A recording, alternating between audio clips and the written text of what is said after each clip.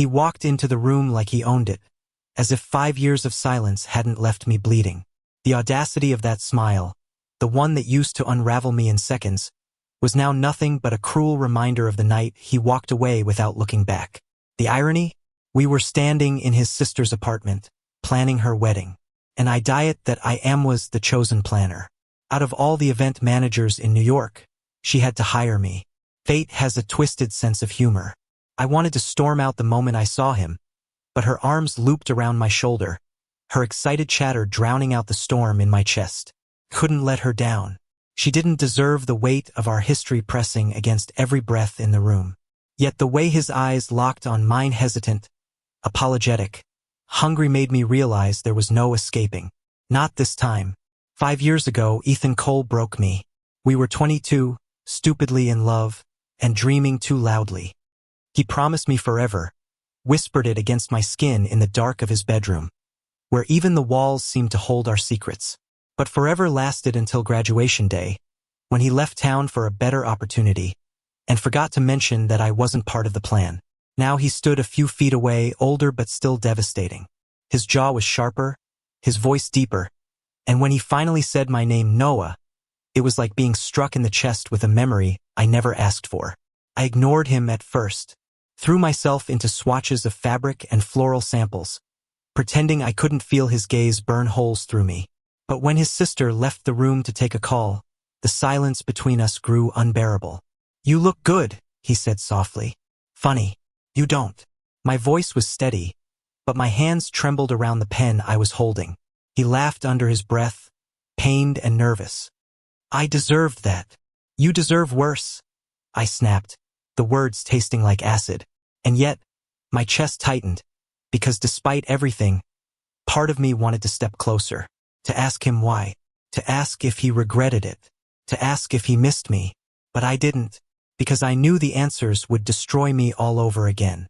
The weeks that followed were torture. Meetings, tastings, venue visits, every detail of his sister's wedding tied me to him. We fought over flower arrangements, argued about the band, clashed over the seating chart. But beneath the friction, sparks burned. Our arguments felt alive, crackling with the same intensity that once made us inseparable.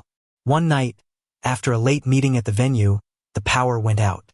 Just us, candles, and a thunderstorm raging outside. "Remember when we got caught in that storm in Boston?" Ethan asked, his voice carrying through the dark. I hated that he remembered. I hated that my heart leapt anyway. "Stop," I muttered. He stepped closer, shadows flickering across his face. "I never stopped thinking about you, Noah. Not once." My laugh was bitter. "You left me. I left because I was scared. Because I thought I'd ruin your future." Because his voice cracked. "Because I didn't know how to be enough for you." The storm roared louder. My chest ached. And then, in the soft glow of candlelight, he whispered, "I'm sorry." For the first time, the walls I built around my heart trembled. The wedding planning became less about logistics and more about surviving him, surviving us. But slowly, unbearably, I began to notice the small things. The way he always carried the heavy boxes so I wouldn't strain myself. The way he laughed when his sister teased me, his eyes warm with something I refused to name. The way he still knew how I liked my coffee, bringing it to me without asking. Every moment was a battle between resentment and longing, between remembering the boy who shattered me and seeing the man who might just be trying to put me back together. And then came the night of the rehearsal dinner. I found him on the balcony, cigarette in hand, though he never smoked back then.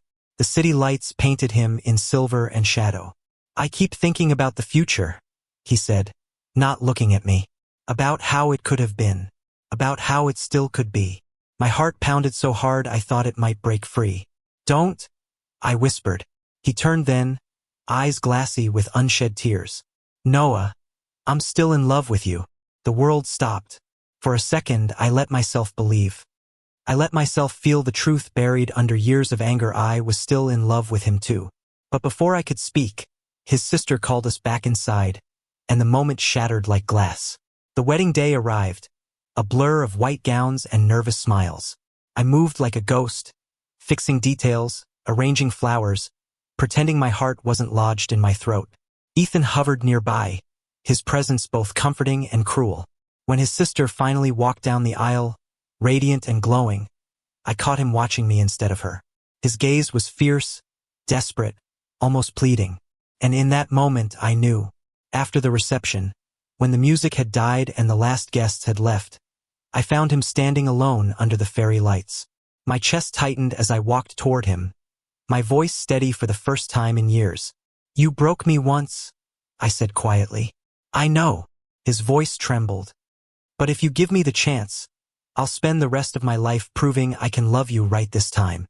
The silence stretched, heavy with all we'd lost and everything we could still have. And then, without thinking, I closed the distance between us. His lips met mine in a kiss that was raw, aching, and full of 5 years of unsaid words. For the first time in forever, it didn't feel like goodbye. Felt like home. Thank you for listening. Don't forget to like and subscribe to stay updated with the latest videos.